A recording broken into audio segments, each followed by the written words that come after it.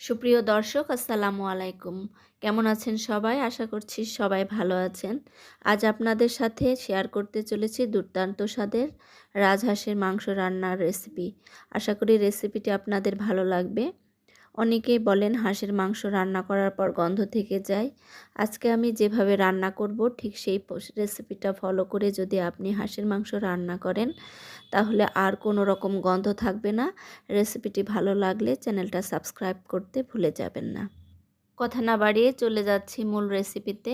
রাজহাঁসের মাংস রান্না করার জন্য আজকে আমি একটা হাঁসের অর্ধেকটা নিয়ে নিয়েছি। এখানে প্রায় 1.5 কেজি মতো মাংস আছে। আমি হাঁসটা চুলায় ভালো মতো পুড়িয়ে এভাবে রেগুলার কাট করে কেটে নিয়েছি। রাজহাঁসের বা যে কোনো হাঁসের মাংস রান্না করার সময় চামড়া সহ নেওয়ার চেষ্টা করবেন, কারণ হাঁসের মাংসের চামড়ার সাথে যে চর্বি থাকে আর এজন্যই মাংসটা খেতে বেশ ভালো লাগে। তো প্রথমে আমি একটা মশলা রেডি করে নিব, আর এর জন্য একটা ব্লেন্ডারের জারে প্রথমে দিয়ে দিচ্ছি ভিজিয়ে রাখা জিরা এবং ভিজিয়ে রাখা শুকনো মরিচ। এগুলো আমি আধা ঘন্টা ধরে ভিজিয়ে রেখেছিলাম।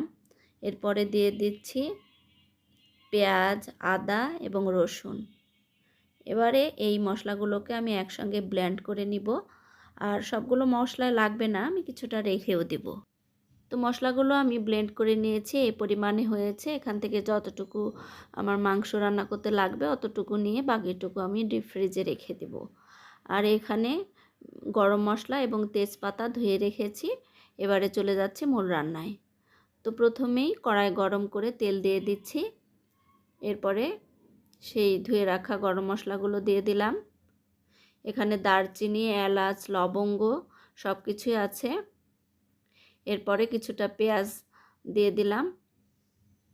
পেঁয়াজটা একটু হালকা বাদামি করে ভেজে নিব। তো হয়ে গিয়েছে, এখন আমি অল্প একটু পানি দিয়ে দিচ্ছি। এরপরে সেই রেডি করে রাখা মশলা থেকে 3 টেবিল চামচ মতো মশলা এখানে দিয়ে দিচ্ছি। আপনারা আপনাদের পছন্দ মতো মশলা দিয়ে নেবেন, কারণ হাঁসের মাংস রান্না করার সময় মশলা একটু বেশিই লাগে আর মশলাটা খুব সুন্দর করে কষাতেও হয়। এরপরে আমি স্বাদ অনুযায়ী লবণ দিয়ে দিচ্ছি। এবারে দিয়ে দিচ্ছি হলুদের গুঁড়া 1 চা চামচ এবং ধনিয়ার গুঁড়া 1 চা চামচ। যেহেতু জিরা আমি ওর ভিতরে দিয়েছিলাম মশলা রেডি করার সময়, এই জন্য আর এখন জিরে গুঁড়া দিচ্ছি না। নামানোর সময় আমি ভাজা জিরা গুঁড়া দিব। এবারে মশলাটাকে খুব ভালো করে কষিয়ে নিতে হবে। তো প্রায় 5 মিনিট ধরে আমি মশলাটাকে খুব ভালো করে কষিয়ে এবারে মাংসগুলোকে ঢেলে দিলাম। এখন এই মশলার সাথে মাংসগুলোকে খুব ভালো করে মিশিয়ে নিতে হবে।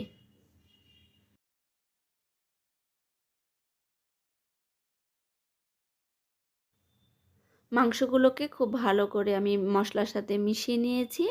এবারে একটা ঢাকনা দিয়ে ঢেকে রেখে দিব প্রায় 10 মিনিটের জন্য। তো 10 মিনিট পরে আমি ফিরে আসলাম, আর এর মাঝে আরও একবার আমি একটু নাড়াচাড়া করে দিয়েছিলাম অফ ক্যামেরায়। তো দেখেন মাংস কিন্তু কমে এসেছে আর মাংস থেকে তেলও বের হয়ে এসেছে। এখন শুধু মাংসটাকে একটু পর পর ঢাকনা খুলে নেড়ে চেড়ে দিতে হবে, আর যদি পানি লাগে অল্প অল্প করে পানি দিতে হবে। খুব বেশি পানি দেওয়া যাবে না, অল্প অল্প করে পানি দিতে হবে। প্রায় 1 ঘন্টা মতো এভাবেই এটাকে কষিয়ে নিতে হবে। ফিরে আসলাম 1 ঘন্টা পরে। এবারে দিয়ে দিচ্ছি আস্ত রসুন 5-6টা। এতে করে মাংসের স্বাদটাও বেড়ে যায়, আর এই রসুনগুলো খেতে কিন্তু অসম্ভব মজা লাগে। তো রসুনগুলো দিয়ে আমি আরও কিছুক্ষণ এটাকে কষিয়ে নিব। তো মাংসগুলোকে আমি আরও 10 মিনিট মতো কষিয়ে নিয়েছি। মোট কথা আমি 1 ঘন্টা 20 মিনিট ধরে এগুলোকে কষিয়েছি। এবারে ঝোলের জন্য পানি দিয়ে দিব। আর এখানে একদম ফুটন্ত গরম পানিটা ব্যবহার করতে হবে, তাহলে হাঁসের মাংস রান্নায় অনেক টেস্ট হয়। যে কোনো রান্নায় আপনি গরম পানি ব্যবহার করবেন, তাহলে দেখবেন যে রান্নায় একটা আলাদাই টেস্ট হয়। তো ঝোলের জন্য পানি দিয়ে আমি এটাকে আর একটু নাড়াচাড়া করে সুন্দর করে গুছিয়ে ঢেকে এটাকে আরও 40 মিনিট মতো রান্না করে নিতে হবে, আর মাঝে মাঝে নাড়াচাড়া করে দিতে হবে। রাজহাঁসের মাংস স্বভাবত একটু শক্তই হয়ে থাকে, আর এজন্য এটাকে ধৈর্য এবং সময় নিয়ে রান্না করতে হয়। আমি আধা ঘন্টা পরে একটু দেখে দিলাম, ঝোলটা কমে এসেছে। তো এই তো ইতিমধ্যে আমার মাংস রান্না হয়ে গিয়েছে। এবারে আমি এর মধ্যে অ্যাড করব শাহি গরম মশলা। আর এই মশলাটা আমার বাসায় বানানো 15-16 রকমের পদ দিয়ে আমি এই মশলাটা বানাই। এটা মাংসে দিলে মাংসের টেস্টটা একটা আলাদা মাত্রা যোগ হয়। আর দিয়ে দিচ্ছি টালা জিরা গুঁড়া 1 চা চামচ। এখন এই মশলাগুলোকে মাংসর সাথে ভালো করে মিশিয়ে নিয়ে চুলাটা অফ করে আরও 5 মিনিটের জন্য রেখে দেব। এতে করে মশলাগুলো মাংসের ভিতরে ঢুকে যাবে।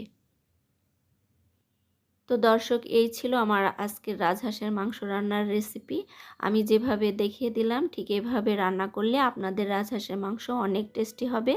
ভালো লাগলে লাইক, কমেন্ট এবং চ্যানেলটা সাবস্ক্রাইব করে পাশে থাকবেন।